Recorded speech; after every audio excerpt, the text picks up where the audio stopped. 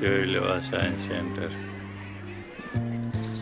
આધુનિક રીતે બનાવવામાં આવેલ છે. આ સાયન્સ સેન્ટર આ છે સિલાઈ મશીન. જોઈ લો કઈ રીતના કામ કરે તે અહીં બતાવવામાં આવે. અહીંયા અલગ અલગ જહાજના નમૂના રાખેલ છે. અહીંયા ટ્રેનના એન્જિનના અલગ અલગ પાર્ટ બતાવવામાં આવ્યા છે. અહીંયા મોબાઈલ ફોન અને ટાવર રાખવામાં આવ્યા છે કે મોબાઈલ ફોન ટાવરથી કઈ રીતના કનેક્ટ થાય છે. અહીંયા લેપટોપ, કેમેરો અને પ્રિન્ટર કાપીને રાખ્યા છે. અહીંયા રોબોટની અંદરનું મશીન બતાવવામાં આવ્યું છે કે રોબોટ કઈ રીતના કામ કરતું હોય. અહીંયા રોબોટ છે સ્વિમિંગ પુલની સફાઈ થાય તેવું રોબોટ રાખવામાં આવેલ છે. આજે આપણે જોવાના છે રાજકોટ નજીક આવેલ સાયન્સ સેન્ટર, જ્યાં અનેક રોબોટ અનેક આધુનિક વસ્તુની માહિતી આપેલ છે.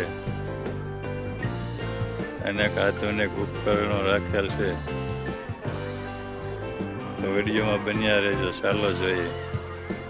જય માતાજી, જય શ્રી કૃષ્ણ, હર હર મહાદેવ. મિત્રો, આજે આપણે જોવાના છે રાજકોટ નજીક આવેલ સાયન્સ સેન્ટર.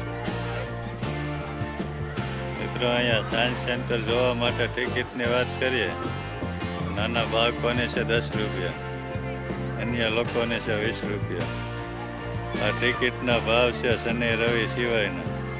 જો તમે શનિ રવિ અહીંયા જોવા આવશો તો તમારા એક ટિકિટના 50 રૂપિયા ચૂકવવા પડશે. અને અહીંયા પાર્કિંગની પણ અલગથી ટિકિટ લેવી પડે છે. જોઈ લો આ સાયન્સ સેન્ટર આધુનિક રીતે બનાવવામાં આવેલ છે. આ સાયન્સ સેન્ટર અહીંયા અલગ અલગ ગેલેરીમાં અલગ અલગ ઉપકરણો રાખેલ છે. તો ચાલો આપણે જોઈએ. આપણે જોવા જઈશું રોબોટની ગેલેરી.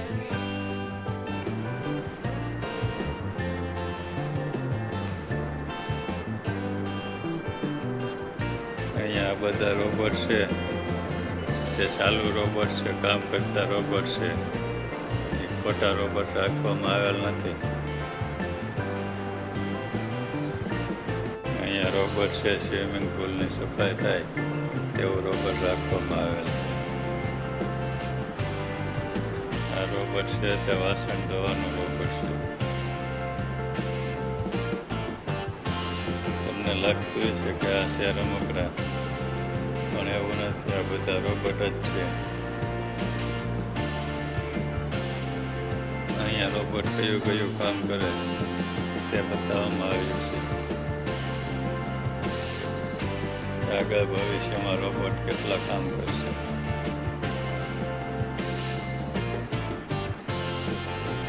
આમાં બધી પ્લાસ્ટિકની માહિતી લખેલ છે. પ્લાસ્ટિકનું કઈ રીતના ઉપયોગ કરવો, પ્લાસ્ટિકનું કેટલું નુકસાન થાય છે. અહીંયા બધા અલગ અલગ માર્બલ રાખવામાં આવ્યા છે.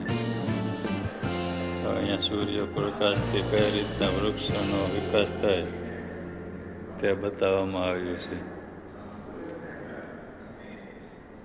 અહીંયા પૃથ્વીનું નિર્માણ થયું તે બતાવવામાં આવે છે.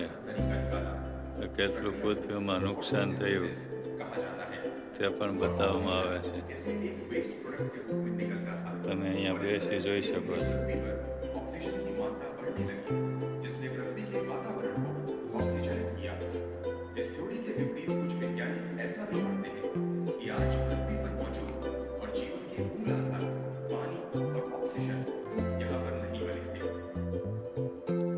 આમાં મનુષ્યનો વિકાસ કઈ રીતે થયો તે બતાવવામાં આવ્યું છે. મનુષ્યમાં કઈ રીતે સમજણ આવી તે બધું અહીંયા બતાવવામાં આવ્યું છે. અહીંયા અનેક પ્રાણીની માહિતી ડિટેલમાં આપેલ છે.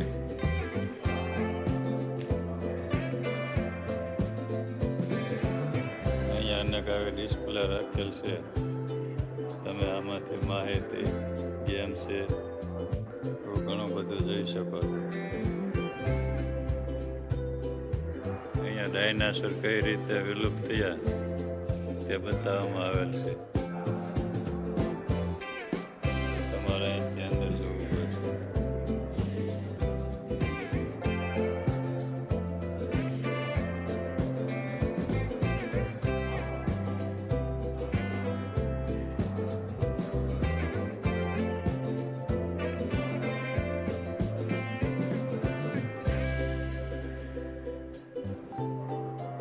આમાં બતાવવામાં આવ્યું છે કે ગુજરાતમાં ક્યાં ક્યાં પ્રાણી સંગ્રહાલય છે તે અહીં નકશામાં બતાવવામાં આવેલ છે. આમાં અનેક જીવોની માહિતી લખેલ છે કે કયા જીવો ફાયદાકારક છે, કયા જીવો નુકસાનકારક છે. અહીંયા પૃથ્વીને થતું નુકસાન બતાવવામાં આવ્યું.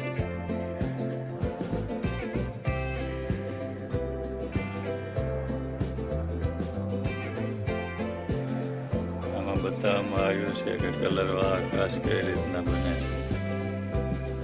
અલગ અલગ ડિઝાઇનવાળા આકાશ કઈ રીતના બને તે અહીં બતાવવામાં આવ્યું છે. આ ગેલેરીમાં બધા નોબેલ પ્રાઇઝ લોકોને બતાવવામાં આવ્યા છે.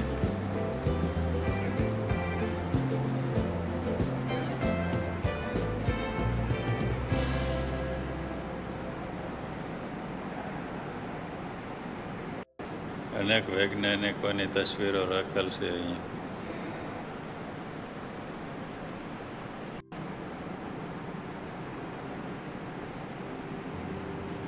આ ગેલેરીમાં આપણે જોઈશું મશીન એન્જિન. અહીંયા રાજકોટમાં બનતા મશીનો બતાવવામાં આવ્યા છે. અહીંયા રાખવામાં આવ્યું છે સીએનસી મશીન.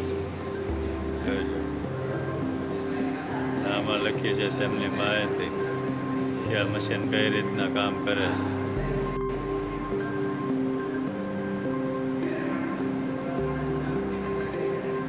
અહીંયા અલગ અલગ વાહનના મશીન રાખવામાં આવ્યા છે. આ છે રેલગાડીના એન્જિન. અહીંયા વીજળી ઉત્પન્ન કરતા મશીનો રાખવામાં આવ્યા છે.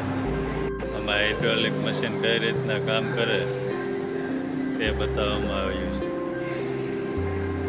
આ છે પેકેજિંગનું મશીન. જોઈ લો. આમાં કઈ વસ્તુ ક્યારે બને તે લખેલ છે.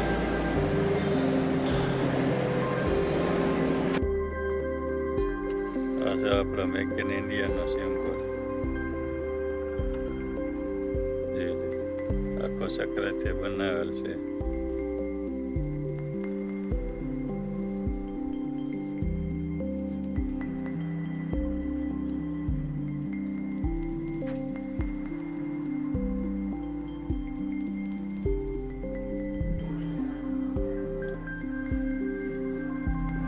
અહીંયા અલગ અલગ મશીન કઈ રીતના કામ કરે તે બતાવવામાં આવ્યું છે.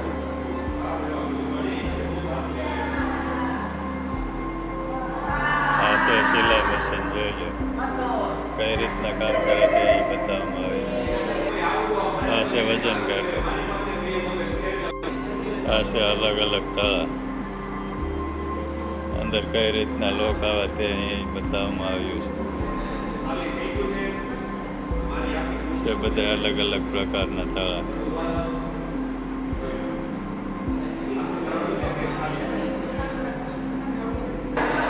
અહીંયા અલગ અલગ જહાજના નમૂના રાખેલ છે. અહીંયા સ્ક્રીનમાં તેની માહિતી બતાવવામાં આવે છે.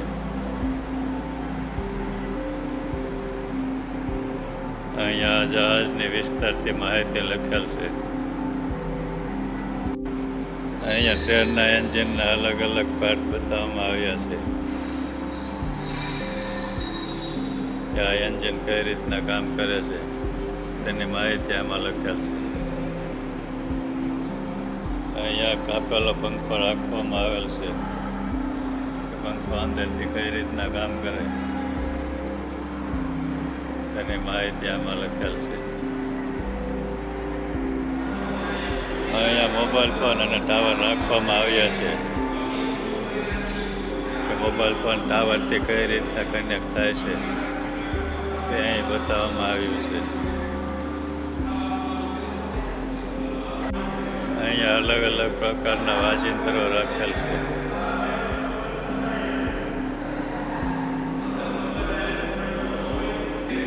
અહીંયા લેપટોપ, કેમેરો અને પ્રિન્ટર કાપીને રાખ્યા છે.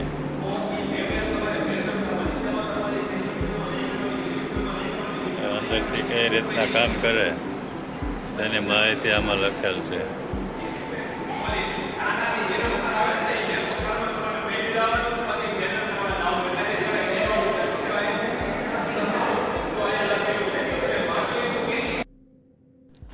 આ ગેલેરીમાં બતાવવામાં આવ્યું છે મોરબી થાનમાં બનતા લાદી છે, વાસણો છે, તે બતાવવામાં આવ્યું છે. તે કઈ રીતના બને છે તેની માહિતી આપેલ છે. આ બધા કાચ છે અલગ અલગ. અહીંયા માથે પણ અને ગેમ ઝોન, 3D થિયેટર. તમારા 3D થિયેટર જોવા માટે અલગથી ટિકિટ લેવી પડશે. આ ગેલેરી છે, લાદી કઈ રીતના બને તે અંદર બતાવવામાં આવે છે. આ ગેલેરીમાં રોબોટ કઈ રીતના બને તે બતાવવામાં આવે છે. ઉપરની ગેલેરીમાં અંદર થિયેટરો જોવા માટે તમારે બધી અલગ અલગ ટિકિટ લેવી પડશે. તે નીચે ટિકિટ બારીમાંથી મળશે. અહીંયાના ઉપરના વિભાગમાં જોવા માટે ઘણું બધું છે, તો તેની આપણે અલગથી ટિકિટ લેવી પડે છે. મિત્રો, હું આશા રાખું છું આ સાયન્સ સેન્ટરનો વિડીયો તમને ગમ્યો હશે.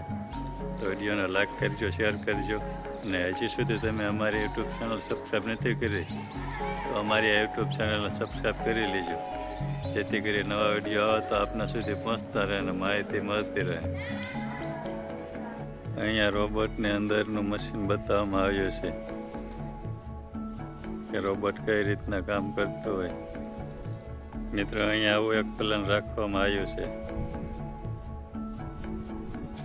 તમે અહીંયા બેસી શકો છો. તેની તમારે અલગથી ટિકિટ લેવી પડશે. તેમાં તમને અંદર એવું ફીલ થશે કે તમે ડાયનાસોરના પાર્કમાં જઈ રહ્યા છો. આ પ્લાન રાખેલ છે અહીં સેન્ટરની બહાર, એટલે તમને અંદર જોવા નહીં મળે. અહીંયા અલગ અલગ અવાજમાં વાગતા સાધનો રાખવામાં આવ્યા છે.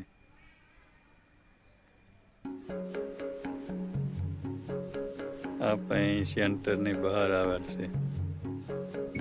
સાયન્સ સેન્ટરના લોકેશનની વાત કરીએ તો રાજકોટથી અંદાજે થાય છે 7-8 કિલોમીટર.